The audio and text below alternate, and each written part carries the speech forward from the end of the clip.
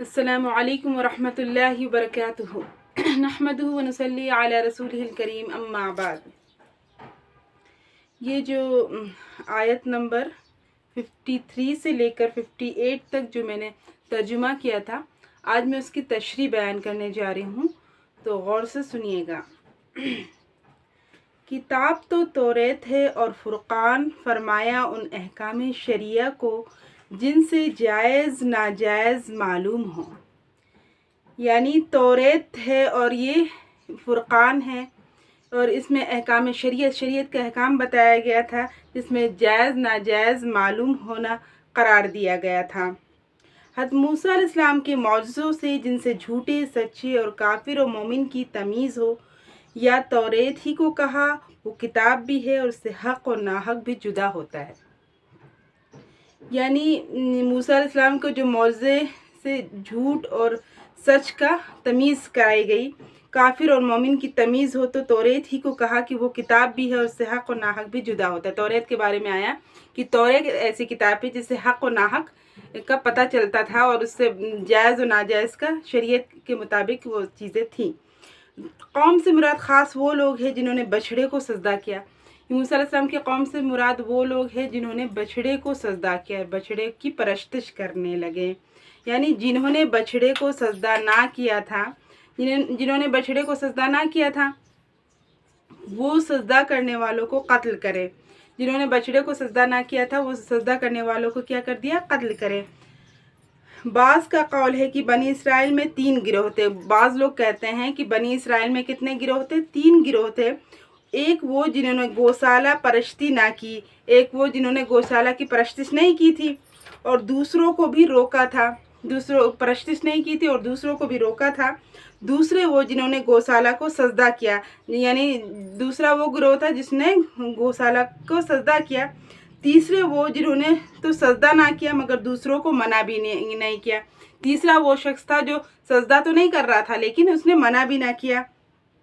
فریق دویم کو حکم ہوا کہ مقتول ہو جاؤ، تیسرے فریق کو حکم ہوا کہ ان کو قتل کرو۔ تیسرے فریق کو کیا حکم ہوا؟ تیسرے گروہ کو کیا حکم ہوا کہ ان کو قتل کرو، تاکہ ان کے سکوت کرنے کی توبہ ہو جائے، تاکہ وہ خاموشی کرے تو وہ توبہ ہو جائے۔ وہ فریق اول تو اس توبہ میں شریک نہیں ہوئے کیونکہ ان کو توبہ کی حاجت نہ تھی۔ اول جو فرقہ تھا وہ توبہ میں شریک نہیں ہوئے کیونکہ ان کو توبہ کی حاجت ہی نہ تھی، ان کو توبہ کرنے کی کوئی وہی نہیں تھا۔ علماء کا اس میں اختلاف ہے کہ مقتول ہو جانا ہی تو یہ تھا یا تو تتمہ تھا، جیسے کہ ہماری شریعت میں قاتل عمد کی توبہ کے مقبول ہونے کے لیے بھی ضروری ہے کہ اپنے آپ کو وارثان مقتول کے حوالے کر دے، ان کو اختیار ہے بدلہ لے یا معاف کر دے۔ یعنی اگر کوئی کسی نے قتل کر دیا ہے تو اسے چاہیے کہ وہ اس کے حوالے کر دے، چاہے تو وہ اس سے بدلہ لے لے یا چاہے تو اسے معاف کر دے۔ اس وقت کو بھی ضرور یاد کرو کہ باوجود اس قدر احسانات کے جب تم نے کہا تھا، اللہ تعالیٰ فرماتا ہے اس وقت کو بھی جب تم یاد کرو جب اللہ تعالیٰ نے فرمایا اس قدر احسانات کے بعد تم نے کہا تھا، اے موسیٰ ہم ہرگز نہ تمہارا یقین کریں گے۔ جب آپ کیا کہا تھا؟ اس وقت کو بھی ضرور یاد کرو باوجود اس قدر احسانات کے تم نے کہا تھا، اے موسیٰ ہم ہرگز تمہارا یقین نہ کریں گے۔ یہ اللہ کا کلام ہے۔ انہوں نے یہ دعویٰ کیا تھا کہ ہم تمہارا یقین نہیں کریں گے۔ موسیٰ علیہ السلام سے کہا تھا کہ ہم تمہارا یقین نہیں کریں گے جب تک کہ آنکھوں سے خدا تعالیٰ کو نعوذ باللہ نہ دیکھ لیں۔ اس پر بجلی نے تم کو ہلاک کیا۔ اس پر موسیٰ علیہ السلام کی قوم نے یہ جو مطالبہ کیا تھا تو پھر اللہ تعالیٰ نے ان کو ہلاک کر دیا۔ اس کے بعد موسیٰ علیہ السلام کی دعا سے ہم نے تم کو زندہ کیا۔ جب موسیٰ علیہ السلام نے دعا کی تو پھر اللہ تعالیٰ نے ان سب کو زندہ کیا۔ یہ اس وقت کا حال ہے کہ حضرت موسیٰ علیہ السلام 70 آدمیوں کو منتخب فرما کر 70 آدمیوں کو لے کر جو ہے کوہ طور پر گئے تھے، اس وقت کا یہ حال ہے۔ یعنی کلام الہی سننے کی غرض سے لے گئے تھے، 70 آدمیوں کو کوہ طور پر لے کر گئے تھے۔ وہ کس لیے گئے تھے؟ کلام الہی توریت سننے کی غرض سے گئے تھے موسیٰ علیہ السلام۔ پھر جب انہوں نے کلام الہی کو سنا تو انہیں 70 نے کہا، اے موسیٰ پردے میں سننے کا اہم اعتماد نہیں کرتے۔ جب موسیٰ علیہ السلام نے اللہ تعالیٰ کے کلام کو پردے میں سنا تو وہ 70 آدمیوں نے کہا کہ ہم پردے پر وہ اللہ تعالیٰ کی آواز کو سننے کو وہ گوارا نہیں کرتے، بلکہ جب تک ہم دیکھ نہ لیں، خود اپنی آنکھوں سے دیکھ نہ لیں، تب تک ہم یقین نہیں کریں گے اللہ تعالیٰ کا۔ اس پر ان 70 آدمیوں کو بجلی نے ہلاک کر دیا تھا۔ پھر اللہ تعالیٰ کے حکم سے 70 آدمیوں کو بجلی سے اللہ تعالیٰ نے ہلاک کر دیا تھا۔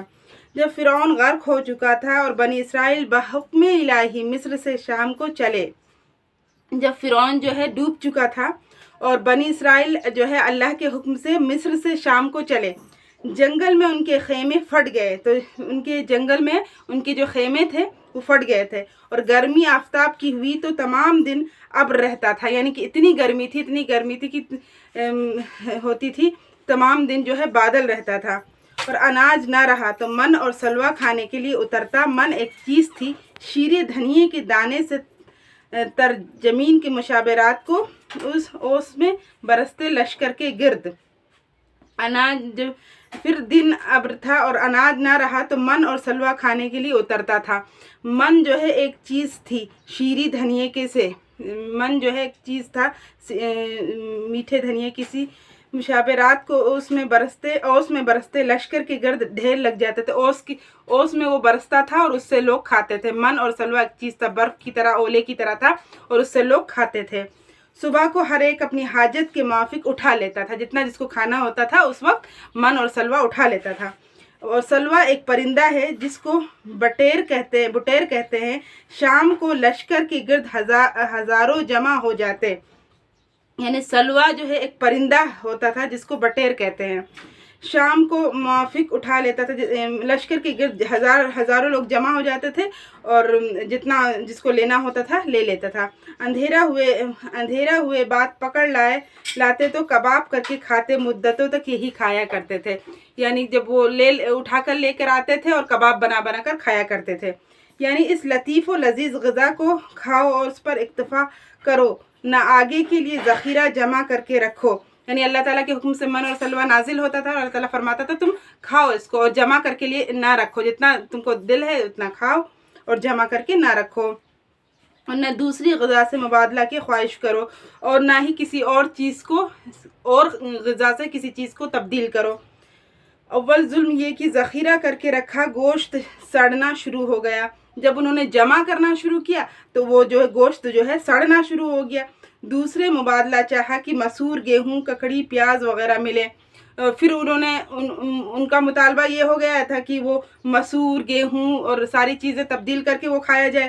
مسور، گیہوں، ککڑی، پیاز وغیرہ کا مطالبہ کرنے لگے۔ پھر تھوڑا دن من سلوہ کھائیں، پھر اس کے بعد ان کو حاجت ہوئی کہ وہ پیاز، ککڑی اور ساری چیزوں کا مطالبہ کرنے لگے، جس سے طرح طرح کی تکلیف و مشقت میں مبتلا ہوئے۔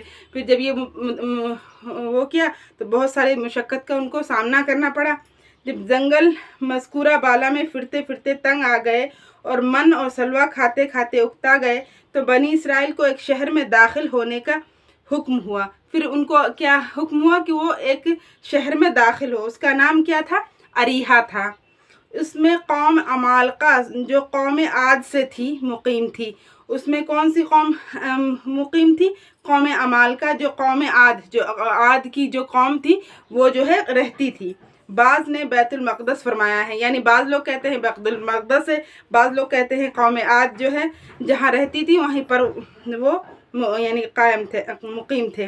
اس شہر کے دروازے میں سجدہ شکر کرتے ہوئے جاؤ، اور یہ شکر بدنی ہوا، اور بعض فرماتے ہیں براہ تواضع کمر کو جھکا کر جاؤ، انہیں جھک کر جانے کا حکم ہوا، اور زبان سے اپنے گناہوں کی معافی مانگتے ہوئے جاؤ، اور زبان سے جب وہ اس شہر میں داخل ہو تو اپنی زبان سے اپنی معافی مانگتے ہوئے جاؤ، توبہ کرتے ہوئے جاؤ، کیونکہ قوم عاد پر جو عذاب آیا تھا وہ جگہ تھی نا۔